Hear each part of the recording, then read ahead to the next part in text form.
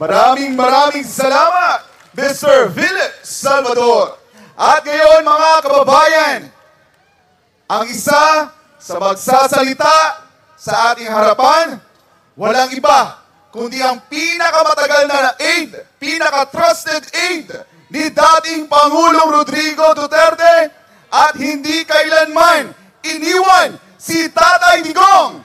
Atin pong tawagin si Senator Christopher Bong Go!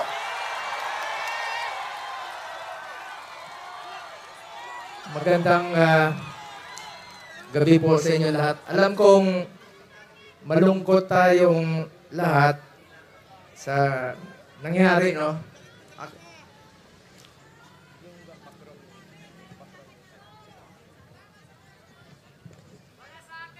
Alam nyo, kwento ko lang po sa inyo ang huling balita ko kay Tatay Digong. Matagal kaming magkasama. Alam nyo, higit pa sa tatay ang turing ko sa kanya. 1998, una po akong nanilbihan sa kanya. Hanggang 2022, kahit senador na po ako, sinasamahan ko siya hanggang sa huling araw ng kanyang termino, sumama po ako hanggang makauwi siya sa bahay niya noong June 30 of 2022. Alam ko yung hirap na niya. Halos hindi na nga makasuot ng medyas. Sinong magme-medyas sa kanya doon?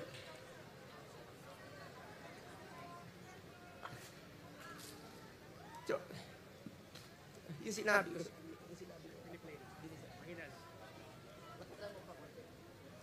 Alam nyo, nakausap ko kaninang madaling araw si Attorney Mijaldea pagkatapos ng hearing nila at saka si Ma'am Hanilet. Kaya siya ganon siya magsalita. Dalawang dahilan, maaaring nag-a-adjust sa oras at ang pinakamasakit sa lahat, yung sinabi sa akin ni Attorney Mijaldea na hindi binibigay sa kanya yung gamot niya.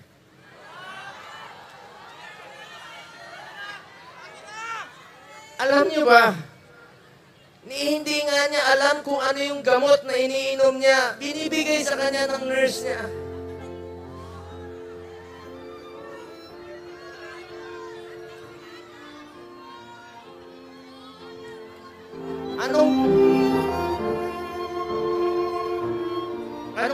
Anong gusto nilang gawin kay Tatay Digong?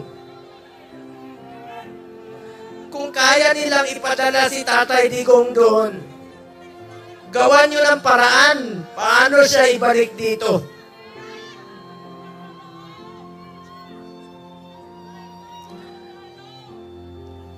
Gusto nyo basahin ko yung mga medisina niya?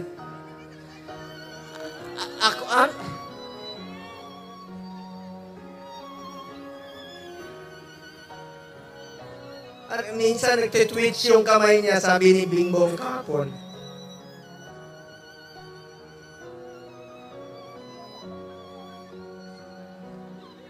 Kaya sa lahat ng mga politiko na nakinabang kayo sa panahon na pinansin kayo ni Tatay Digong.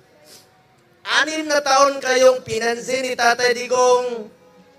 Yung iba dyan, pinupuntahan pa namin yung birthday. Makakatulog pa ba kayo? Tulungan nyo naman si Tatay Digong.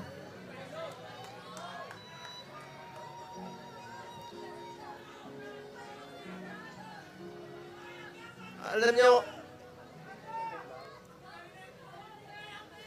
hindi naman tatakas si Tatay Digong. Nung Sabado, maraming nagpapayo sa kanya. Kami, sinabihan namin, Tatay Digong, pagpaliban mo muna. Pagpaliban mo muna yung pagpapauwi mo rito. Alam ni Ma'am Hanilet yun, alam ni Ies yun, alam na mga kasama niya. Dahil meron na pong threat sa kalusugan niya, sa buhay niya. Di natin alam eh. Pero mas pinili niyang umuwi at harapin. Ibig sabihin nun, hindi tataka si Tatay Digong. Hindi tatakbo si Tatay Digong, hindi na nga niya kaya tumakbo. Nakasungkod. Kaya pa ba niya tumakbo? Mga politiko, nananawagan ako sa inyo. Pinansin namin kayo sa 6 na taon, hindi namin kayo pinabayaan. Tulungan niyo naman si Tatay Digong. Tulungan niyo naman. Nangungulila lahat. Alam niyo, hindi. Pagdating niya, ako mismo, meron na akong pass para sunduin kasama ko yung 3 doktor niya. Dahil schedule po siya magpa-check up sa Cardinal Santos. Well, bagamat since 2022, di na kami alam niyo, 1998 hanggang 2022, halos araw-araw kami magkasama. 360 days out of 365 days, magkasama kami. Noong 2022, may trabaho na po ako bilang senador, hindi na ako nakasama sa kanya. Pero hindi ko po pinapabayaan yung medical niya dahil yun po ang pinangako ko sa kanya hanggang sa pagtanda niya, hanggang sa kamatayan niya, hindi ko po siya iwanan. Lalong-lalo na po sa medical. Alam niyo, nakaraang 4 na buwan, monthly siya nagpapa-check up. Yung dinidrip po siya. You may check with the doctors. I-check niyo sa hospital. Sinasamahan ko siya doon, dinidrip siya para humaba kanyang buhay. Schedule siya March 12. Pero ngayon, pati gamot ipagkakait. Sinong mananagot niyan pag may nangyari kay Tatay Digong?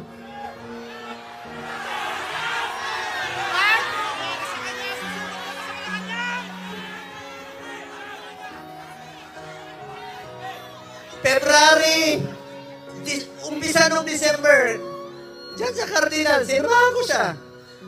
Kasama si Ma'am Hanelet. Enero, bumalik uli kami. Pebrero, bumalik uli kami. March 12 po siya schedule uli. Para sa pagpapagamot niya. Pero pinagkait nila. Pati gamot. Ayaw ibigay sa kanya. Alam niyo, wala siyang sinelas. Pati sinelas. Pati tsinelas niya, wala. Nakapaa.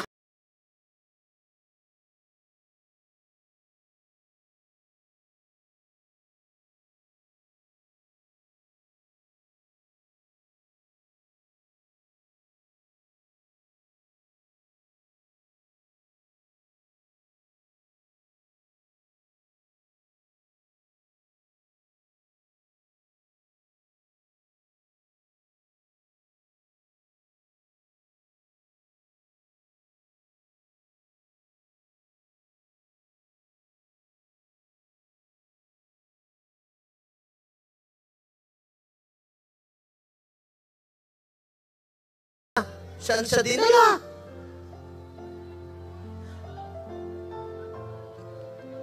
Alam ko na umulila kayo, nakausap ko si Kitty kahapon. Alam niyo, bilib ako kay Kitty. Sa murang edad na 20, dapat hindi siya kasama sa politika. Dapat nag-aaral siya ngayon. Pero sinama siya sa dumi ng politika. Tinawagan ko siya kahapon, sabi niya, ninong niya ako eh. Sabi niya, Ninong Bong. Hindi ko mapigilan umiyak. First time ko umiyak talaga. Na, kausap siya. Sabi niya sa akin, Ninong, ikaw na muna ang tatay ko. Dahil wala na akong tatay. Sa murang edad na, pero matapang si Kitty ha. Sobrang tapang ni Kitty. Sabi niya, Ninong, be strong. Be straightforward. Ito yung panahon na magkaisa ang Pilipino. Magkaisa tayo para kay Tatay Digong. Nakikiusap po ako, manghinahon po tayo. Huwag po tayo gumawa ng bagay na ibabalik sa atin.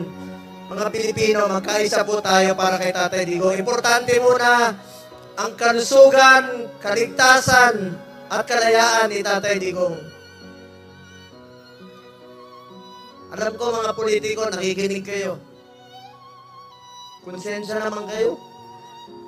6 na taon kayong minahal ni Tatay Digong. Pinansin kayo, minahal kayo, pinaglingkuran.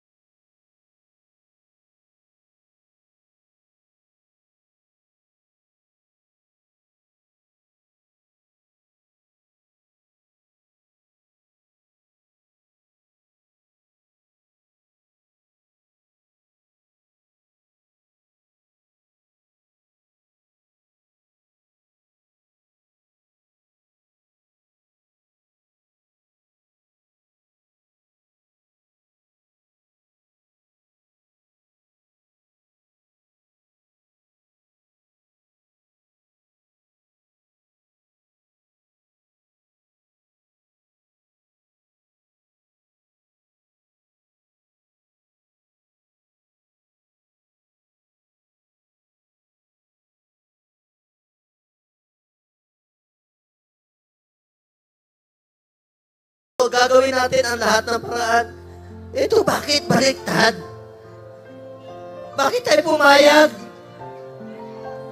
Bakit sila pumayag na ang taong nagmahal sa atin? Minahal tayo, pinaglingkuran tayo. Sa totoo lang, ayaw naman niya tumakbo eh.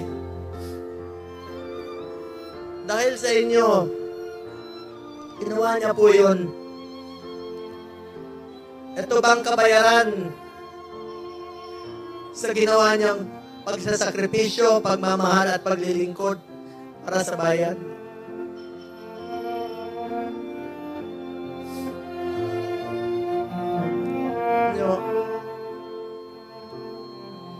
Mga kababayan ko,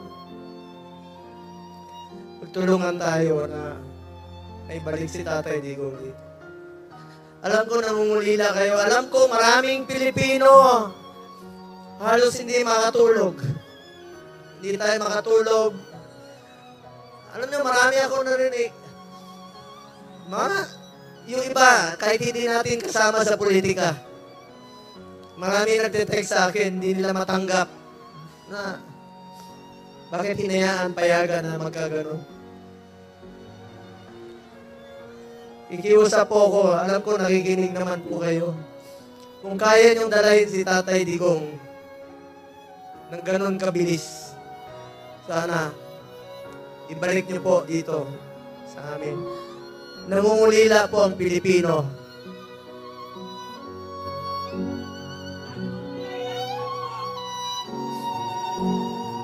Sa mga kapatid ko Muslim, sa lahat, Basilan, Holo, Zamboanga, sa Mindanao, salamat sa inyong suporta.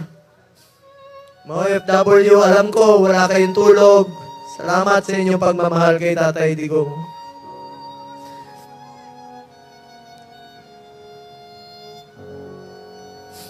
Mga taga-Visayas, alam ko, mahal na mahal yung mga Bisaya.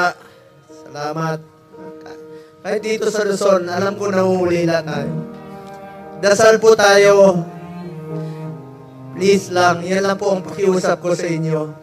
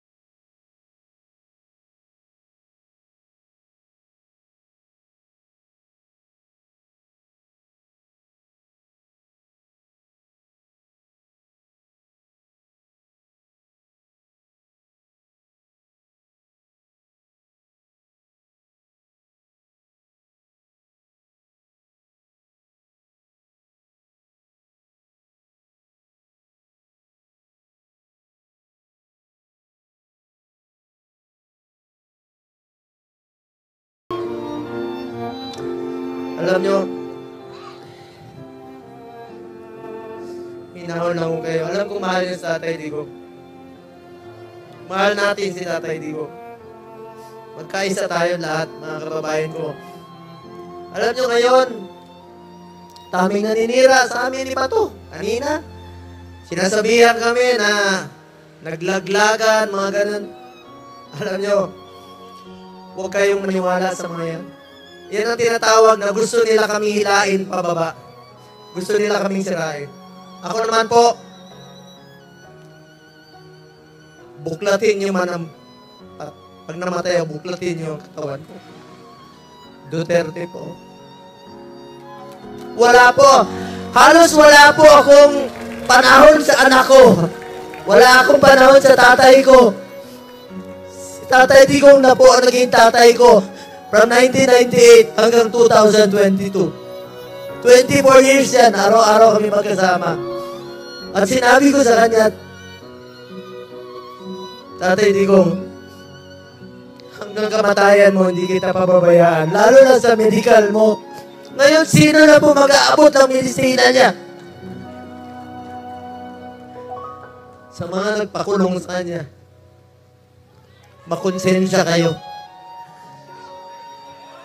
Makakatulog pa ba kayo?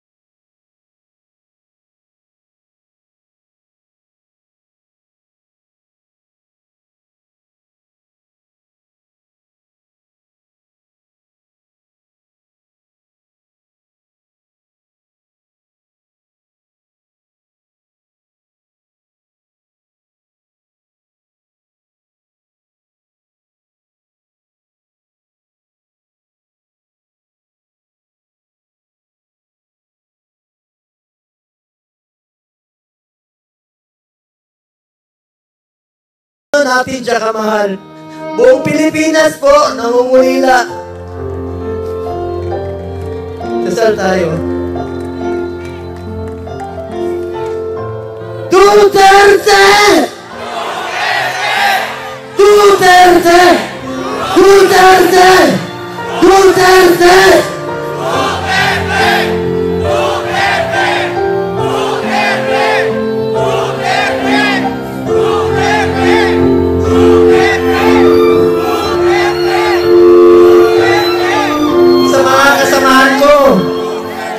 Sa mga kasamahan kong kandidato, magkaisa tayo, tulungan natin, Tatay Digong. Ang kapanalunan ninyo ay kapanalunan ng bawat Pilipino. At kapanalunan ng kalayaan ni Tatay Digong. Ito pong kantang ito, since 1998, ito ang paborito niyang kanta. Kantahin natin para kay Tatay Digong.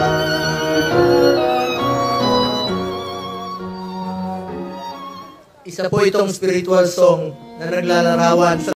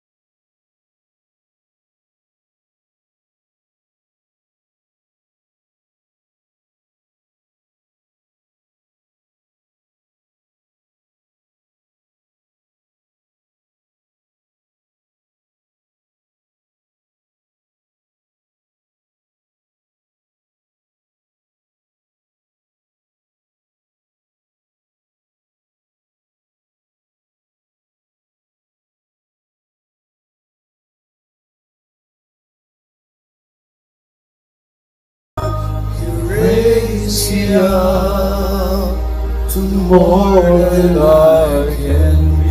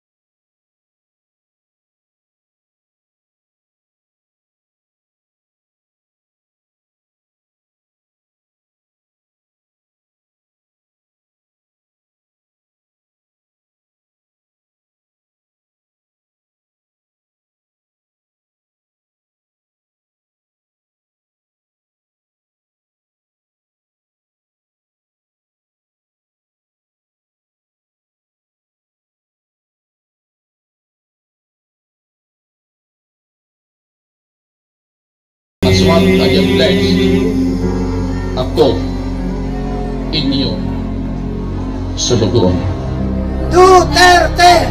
Duterte! Duterte! Duterte! Duterte! Mga kababayan ko, ipagdasal rin natin ang ating Vice Presidente na si Inday Sara Duterte sa kanyang kaligtasan. Bring PRD home po. Pagdasal natin si Tatay Digong sa kanyang kaligtasan at kalusugan. Maraming salamat po sa inyo lahat, mga kababayan ko.